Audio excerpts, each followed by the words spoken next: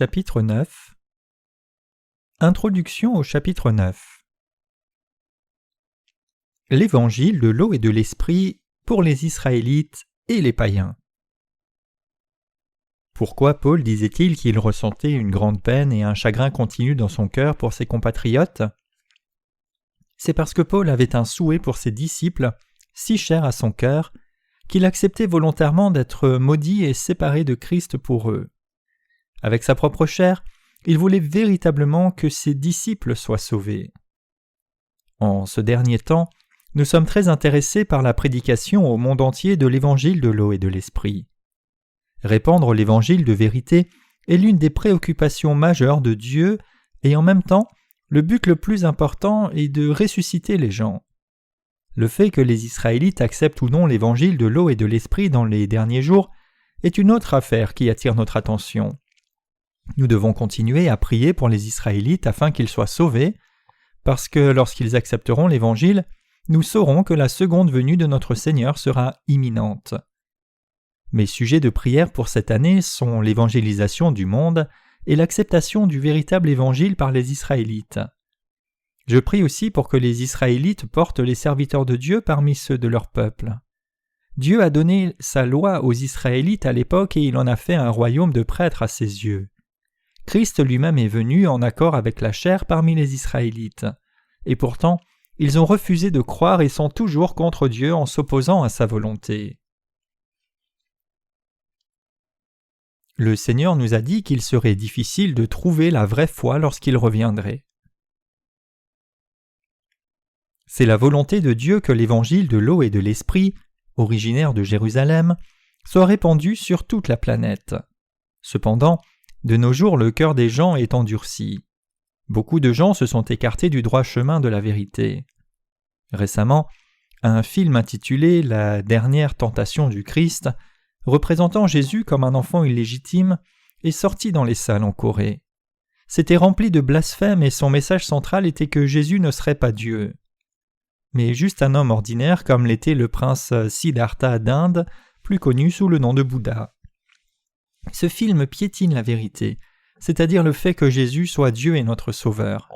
C'est pourquoi Dieu nous a dit « Quand le Fils de l'homme viendra, trouvera-t-il la foi sur cette terre ?» Luc 18, verset 8. Jésus, en qui nous croyons, est Dieu, plus grand que n'importe laquelle de ses créatures et il est digne de louange pour l'éternité. Né parmi les Israélites, il a pris sur lui les péchés de l'humanité en étant baptisé par Jean, a versé son sang puis est mort à la croix, et s'est relevé d'entre les morts le troisième jour pour devenir le sauveur de tous ceux qui croient en lui. Le Seigneur qui a accompli la justice de Dieu nous a délivrés de nos péchés en absoudant ceux qui croient en lui. Paul nous a dit que peu importe la quantité d'Israélites, descendants d'Abraham, ceux qui sont devenus enfants de Dieu sont seulement ceux qui croient en Jésus. Les Israélites sont confrontés à de nombreuses épreuves et tribulations et cela s'amplifiera dans l'avenir. La volonté de Dieu, c'est que certains d'entre eux finissent par croire dans notre Seigneur comme leur Sauveur. Êtes-vous faible ? Certains d'entre nous peuvent être plus faibles ou plus forts que d'autres, mais devant Dieu, nous sommes pleins d'infirmités. Nous pouvons devenir enfants de Dieu, libérés du péché, en croyant que notre Seigneur est venu sur la terre, a pris nos péchés sur lui par son baptême, puis a été jugé et puni à notre place en mourant à la croix. Nous devons louer et croire la puissance de Dieu qui a fait de nous son peuple libre de tout péché. Notre Seigneur est vraiment grand. Certaines personnes pensent que tout existe à cause de l'homme. Par exemple, ils pensent que les lois sont mises en place par les hommes et n'existent que pour eux. Cependant, nous devons nous rendre compte que tout ne vient pas des hommes, certaines choses ne sont rendues possibles que par la volonté de Dieu. Dieu a créé ce monde et l'univers tout entier. Même les lois qui nous gouvernent, faites par les hommes, prennent leurs racines et leur essence dans la volonté de Dieu. Parce que Dieu travaille en toutes choses et que tout se déroule selon sa volonté, nous devons découvrir sa justice en toutes choses. Quand nous sommes faibles, quand nous péchons contre Dieu et quand nous sommes séparés de lui par notre nature pécheresse, Dieu nous promet de nous envoyer Jésus-Christ. Il accomplit sa promesse par l'incarnation de Jésus-Christ dans son baptême, par lequel il nous a délivrés des péchés du monde. Quand l'évangile de l'eau et de l'esprit sera diffusé aux quatre coins du monde, le plan originel de Dieu sera accompli. Quand nous regardons la manière dont se déroulent les événements dans le monde, nous pouvons voir que les États-Unis et Israël sont au centre. Je crois que sans l'intervention de Dieu, une nouvelle guerre mondiale serait une possibilité non négligeable. Quand les tours du World Trade Center se sont effondrées, leur impact phénoménal a été ressenti à travers le monde entier. Si le monde était de nouveau englouti par la guerre dans notre époque, qu'adviendrait-il de nous ? Nous ne sommes assurément pas capables de nous remettre d'une nouvelle guerre mondiale. Même la nature ne pourrait pas se remettre des dégâts d'une destruction totale. J'espère que vous allez tous prier afin de pouvoir être capables de prêcher l'évangile de l'eau et de l'esprit au monde entier dans la paix. Notre souci, c'est que sans paix dans le monde, nous ne pourrions pas le faire. Nous devrions tous prier pour la paix et nous efforcer d'éradiquer la guerre et le terrorisme. Aucune religion créée par l'homme ne peut éliminer les péchés de l'homme. Seul Jésus-Christ et lui seul peut nous délivrer de nos péchés. C'est seulement à travers son baptême par Jean et son sang à la croix que nos péchés peuvent être effacés et jugés. Cette bénédiction est donnée à ceux qui croient dans la justice de Dieu. La seule manière d'être délivrés de nos péchés, c'est de croire au baptême de Christ et son sang. Il n'y a pas d'autre façon. Nous ne sommes pas pardonnés par des prières rituelles de repentance comme de nombreuses personnes religieuses le pensent. Au contraire, la seule façon d'obtenir le pardon de nos péchés est de croire dans la justice de Dieu qui nous en a délivrés complètement et pleinement à travers l'incarnation de Jésus, qui a pris tous nos péchés par son baptême et sa mort à la croix. Nous sommes sauvés de nos péchés en croyant dans la vérité de l'évangile de l'eau et de l'esprit. Cette vérité doit être prêchée aux quatre coins de la terre. Nous devons reconnaître que c'est un péché de la part des Israélites et des gentils que de ne pas reconnaître cette vérité-là. Tout le monde doit croire en l'évangile de l'eau et de l'esprit. Les deux nationalités, Israéliens et gentils, ne peuvent que continuer à pécher pendant qu'ils vivent dans ce monde.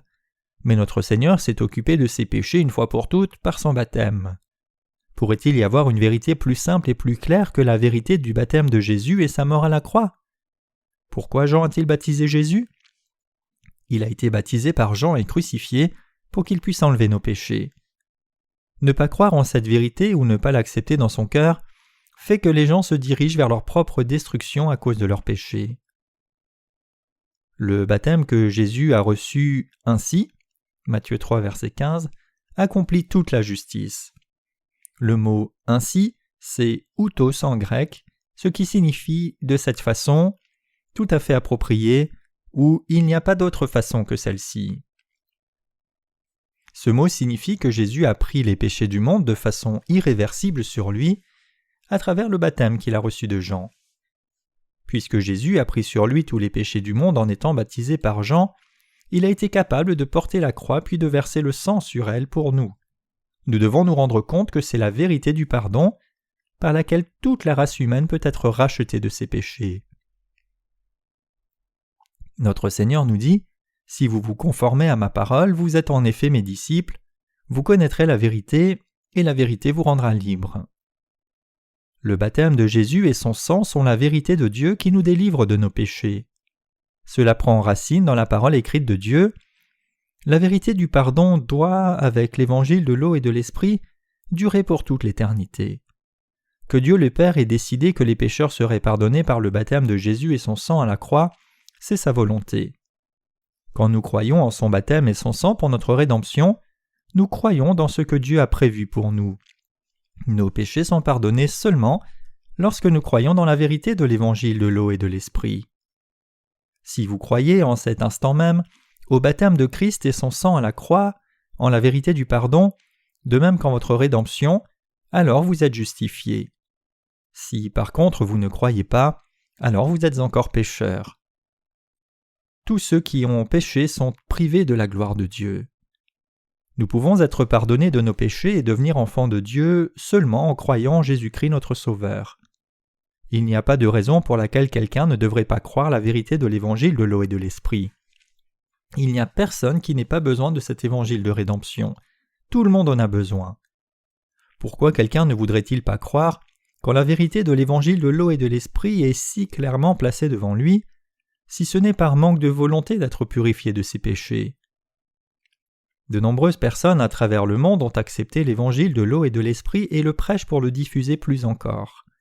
Certains ont même demandé à être des distributeurs volontaires de nos livres. Si vous pouviez être délivrés de vos péchés en ne croyant qu'au sang de la croix, alors chacun d'entre nous dans ce monde serait justifié, libre du péché. Si on croit seulement au sang de la croix, on continue de pécher, malgré les prières répétées de repentance tous les jours, qui sont des prières de routine, un mouvement 100 fois répété, ou tout juste un exercice de rituel religieux.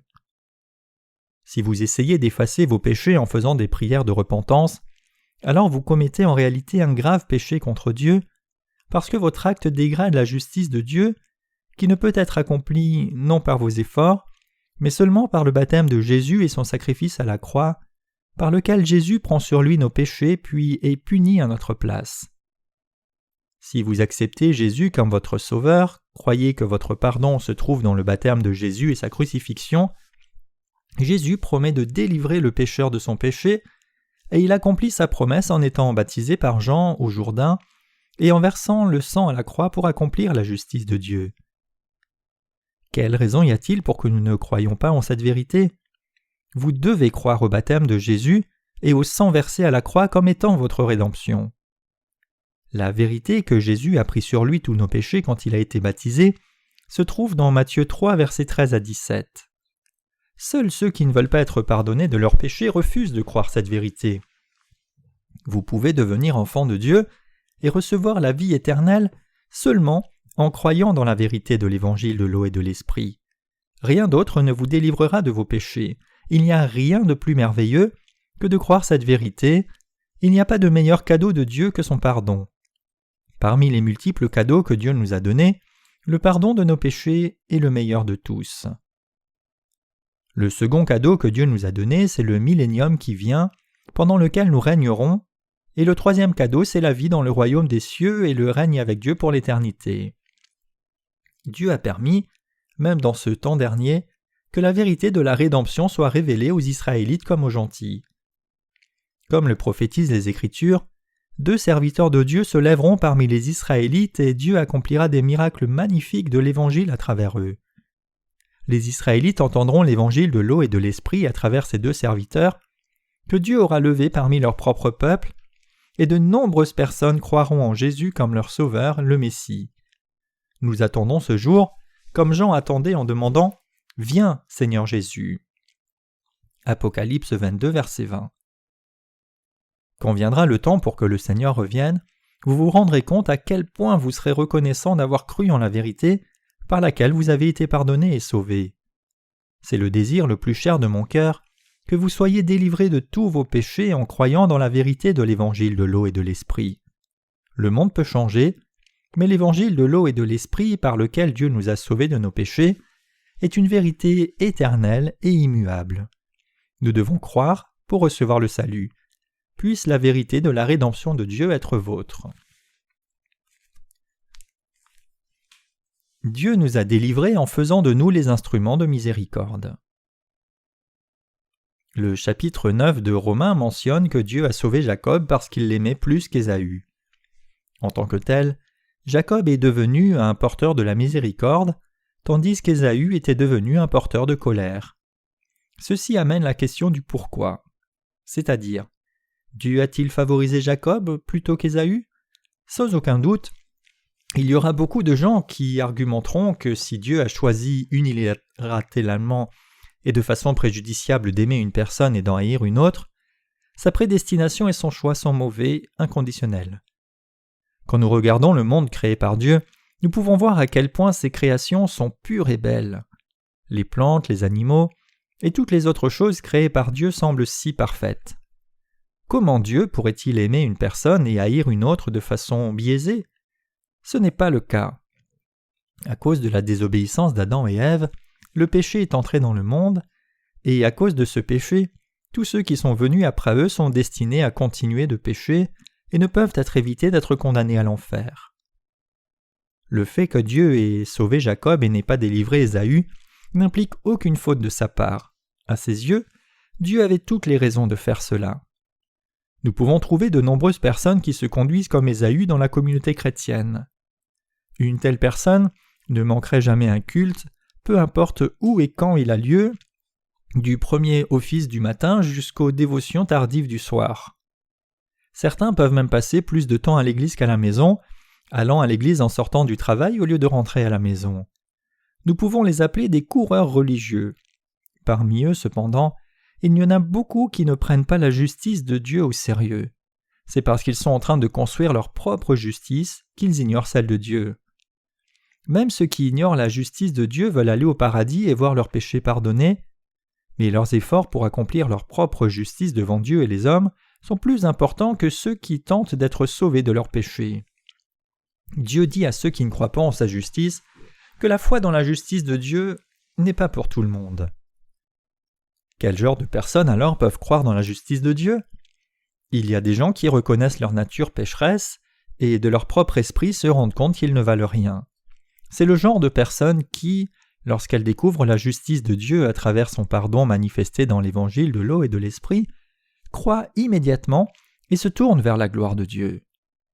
Le fait que nous croyons à la justice de Dieu et soyons de cette façon sauvés montre que nous sommes des gens pitoyables qui ont besoin de la justice de Dieu. Autrement, nous serions condamnés à vivre dans le péché le restant de notre vie. Mais ceux qui cherchent à placer leur propre justice devant Dieu sont orgueilleux. Une telle personne pourrait dire « Dieu, je t'ai donné cela, je suis resté debout toute la nuit pour te faire des prières, je n'ai jamais manqué un seul culte depuis 10 ans et j'ai fait de bonnes actions pour toi. » Cependant, Dieu serait davantage ravi si cette personne avait reconnu n'avoir aucune justice et qu'elle avait besoin de croire en l'évangile de l'eau et de l'esprit, la justice de Dieu, pour le pardon de l'eau et de l'esprit plutôt que d'essayer de prouver par ses propres efforts quelque chose qui ne peut et n'a pas lieu d'être. Maintenant même, dans la communauté chrétienne, il y a plein de gens qui font des démonstrations de leur propre justice. Certains agissent même fidèlement avec leurs propres paroles. Mais parce qu'ils ne croient pas la justice de Dieu manifestée dans l'évangile de l'eau et de l'esprit, leurs péchés ne sont pas entièrement effacés. Dieu déterminera leur fin. Nous pouvons tous espérer qu'ils deviendront de véritables enfants de Dieu à travers la rémission de leurs péchés, par la foi au baptême de notre Seigneur et son sang comme étant la vérité du pardon. Concernant les porteurs du salut, l'apôtre Paul dit que Dieu a pitié de ceux dont il a pitié et qu'il a compassion de ceux dont il a compassion. Qui sont alors ceux qui reçoivent la pitié de Dieu ? Tous les êtres humains ne peuvent pas vivre selon la parole de Dieu même s'ils le désireraient. Ils trébuchent encore et encore malgré leur désir véritable de croire et de vivre selon la parole. Ils finissent par être désolés devant Dieu, remplis de culpabilité, et pensent qu'ils méritent d'être condamnés à l'enfer. C'est pourquoi ils demandent à Dieu d'avoir pitié d'eux, reconnaissant qu'ils sont pitoyables dans ce monde et le royaume de Dieu, parce qu'ils savent qu'ils ne peuvent être sauvés si Dieu n'a pas pitié d'eux, et ils lui demandent désespérément ce salut. La délivrance du péché, en d'autres termes, peut être trouvée par ceux dont Dieu a pitié et pour lesquels il est miséricordieux. Pour ces gens, Dieu a donné l'évangile de l'eau et de l'esprit en faisant que son Fils unique prenne sur lui tous les péchés par son baptême, qu'il meure à la croix, puis ressuscite d'entre les morts, tout cela pour délivrer de la destruction certaine. Notre Père a pitié de ceux qui sont pitoyables. Mais il semble qu'il y ait plus de gens pour qui Dieu ait de la colère que de gens pour qui il ait de la pitié dans ce monde. Dieu nous dit que dans la communauté chrétienne d'aujourd'hui, il y a à la fois des porteurs de colère et de miséricorde. Il y a, en d'autres termes, des gens qui sont aimés par Dieu et des gens qui ne sont pas aimés par lui. Romains chapitre 9 verset 17 nous dit « Car l'Écriture dit à Pharaon, « Je t'ai suscité à dessein pour montrer en toi ma puissance, afin que mon nom soit publié sur toute la terre. » Dieu permet à des gens comme Pharaon de s'élever pour que son pouvoir puisse être connu. Cependant, pour les porteurs de miséricorde, il a montré son amour afin que son nom puisse être déclaré à travers le monde. À cause de nos péchés et de la colère de Dieu, nous sommes tous destinés à l'enfer. Mais nous sommes sauvés de tous nos péchés parce que Dieu nous a accordé son amour dans sa justice, parce qu'il a eu miséricorde de ceux qui croyaient en lui. Ceux qui ne croient pas dans la justice de Dieu et sont seulement intéressés par la poursuite de leur propre justice se sont opposés à Dieu. Ce sont des gens que Dieu a laissés pour sa colère, pour que sa puissante colère soit démontrée, il faut qu'il y ait des gens qui se tournent contre lui et ainsi que la justice du jugement de Dieu soit démontrée. Les gens comme Pharaon sont ceux qui ont rejeté l'amour de la justice de Dieu. Pour Pharaon, Dieu a donné 10 plaies, la dernière étant la mort. Pour ceux qui ont rejeté Dieu, seul le lac de feu sans fin les attend. C'est la colère de la puissance de Dieu. Il y a beaucoup de gens puissants dans ce monde et beaucoup qui renient Dieu, mais Dieu les fera bientôt tomber pour proclamer la puissance de sa colère. C'est pourquoi il laisse tranquilles les parties endurcies des cœurs de ceux qui le renient. Ce qui est important pour nous, alors, c'est la façon dont nous pouvons être des porteurs de miséricorde, parce qu'en devenant cela, nous pouvons croire dans l'amour de la justice de Dieu. Nous n'avons rien à prouver à Dieu. Au contraire, nous sommes nés pour croire en son amour juste. La Bible nous raconte l'histoire d'un collecteur d'impôts et d'un pharisien qui priait Dieu. Dieu a eu pitié du premier, mais pas du second. Les gens qui sont comme de collecteurs d'impôts sont ceux qui reconnaissent devant Dieu qu'ils n'ont rien fait de bien et qu'ils ont échoué devant sa gloire. Donc ils demandent à Dieu sa miséricorde. Ce sont ces personnes-là qui sont revêtues de l'amour et de la justice de Dieu. Mais les gens comme le pharisien qui se vantent de ce qu'ils ont fait pour Dieu, les dons, les jeûnes, les prières, les dévotions, ne sont pas revêtus de la justice de Dieu. En fonction de la façon dont nous nous tenons devant Dieu, nous serons revêtus de l'amour de la justice de Dieu ou sujets à la colère et la punition.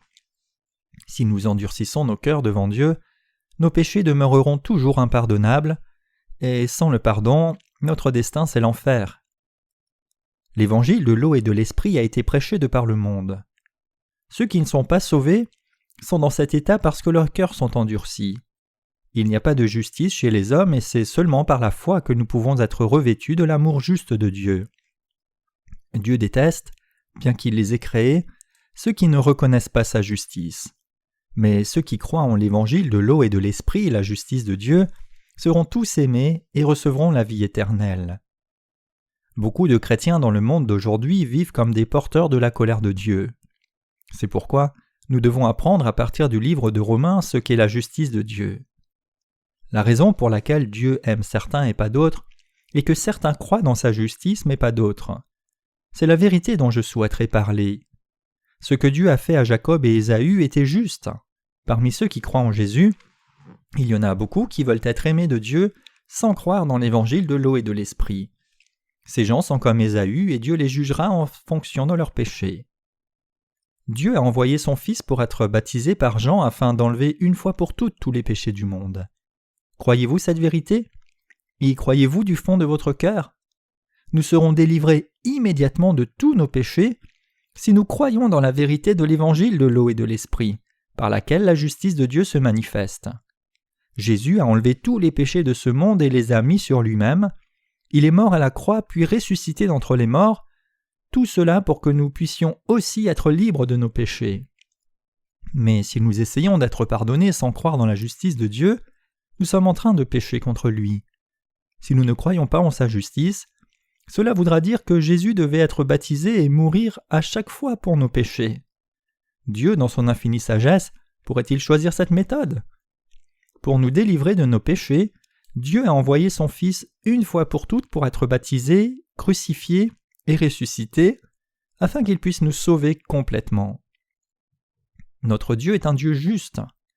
Dieu a planifié la rémission de nos péchés dans sa justice. Dieu n'efface pas nos péchés parce que nous prions pour son pardon à chaque fois que nous péchons. Au lieu de cela, il a effacé les péchés de ceux qui croient en sa justice une fois pour toutes.